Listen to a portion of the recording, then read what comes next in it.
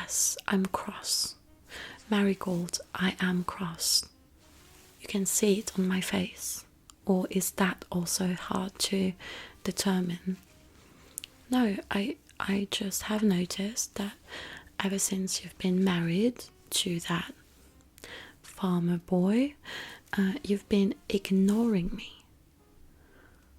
Well, I know you have duties, and it is your own fault for marrying beneath your station, but still, we have been the best of friends forever. Do you not understand? Well, Mama says that I have to think of marriage, but I do not understand why most women just have marriage in mind when it comes to the future. I want to be able to vote, I want to be able to read, I want to be able to do whatever please me, like my brothers. It is just very, very frustrating. So yes, I'm cross.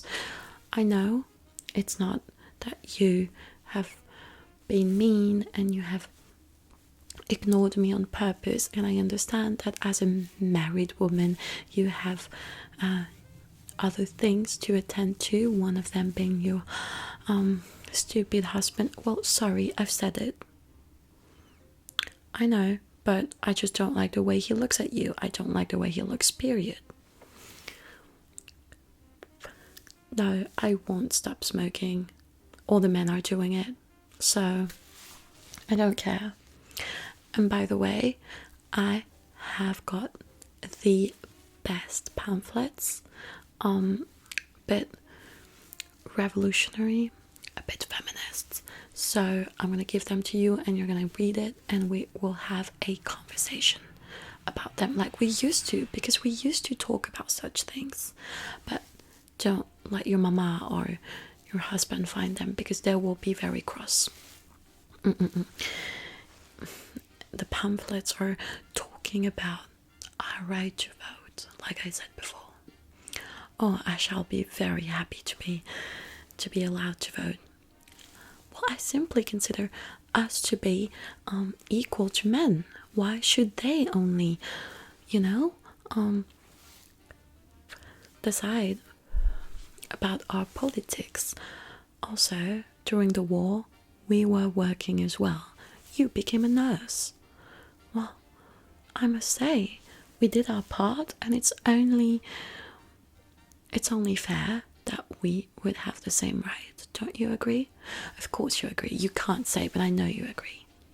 And I miss our long walks and our conversations and everything that we used to do. Remember when we used to go to those boring balls and we would elope together, go to the orangeries and like sing to each other? It was such a nice time. I shall never forget it. I still have all of your letters. You need to understand, Marigold, you are my most precious friend. I have no other like you. Now, even if I, God forbid, get married one day, my husband will never be more important than you are, because you, Marigold, are the one person I think of before I go to sleep, and the first person I think of when I open my eyes in the morning, and when I read something funny. You're the first person I want to tell about, Those things, they are quite simple, but I suppose you feel the same way. We've been so close since our childhood.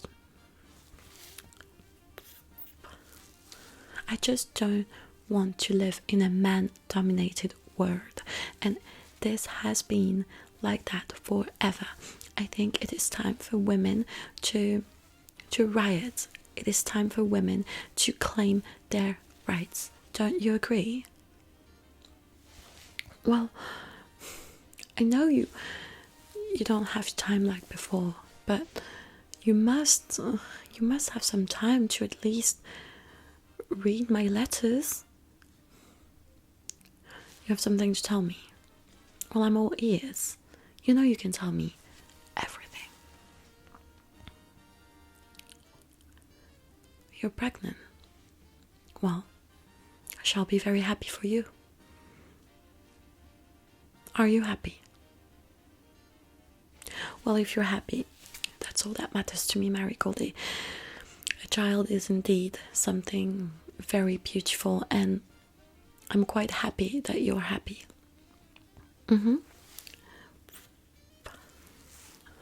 I suppose once the child is born, you won't have much more time anymore. You are already so busy. I quite understand. Yes, I understand. Well, I don't know what to say. I suppose give my congratulations to George. And have you decided on a name? If it's a girl, you're going to name her like me.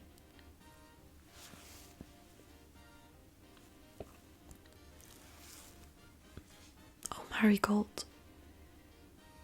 I know how you feel, for I feel the same. Then you shall never forget about me. If your child has my name.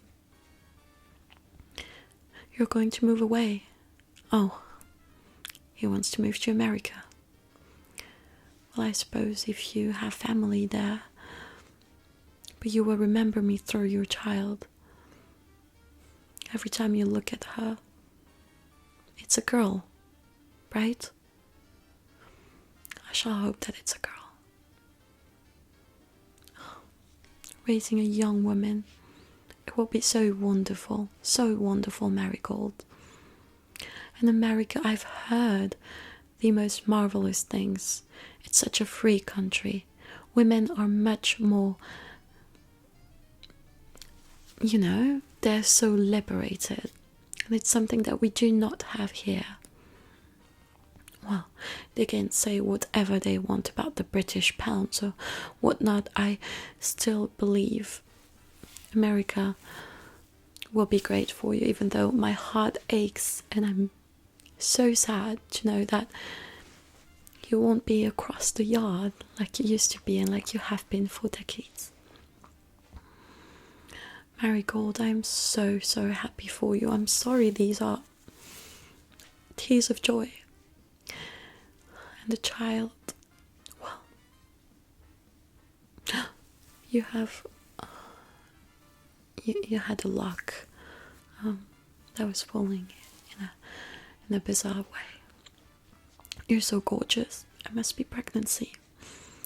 You are the most gorgeous woman I've ever laid eyes on. Yes. I'm so happy for you and George. I could not be happier. Will you write when you're away? America is not that far, I suppose. Shall I come visit you? Or would you rather me to just stay away? Oh, Marigold. Well,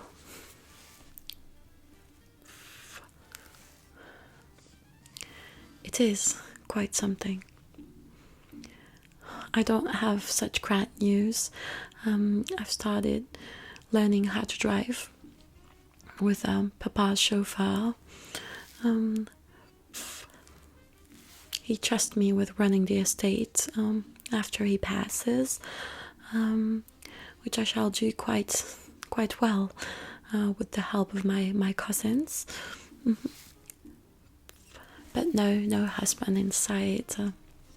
I don't really go to balls. I don't even go to London anymore. It's all so boring to me. I feel like I've already felt all the love that one could feel in their life, and I'm content with it.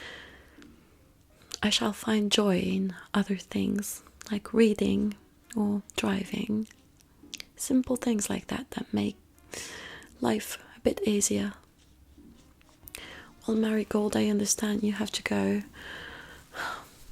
I was cross, but I'm not anymore, and I'm so sorry I made you feel bad. I hope you stay well.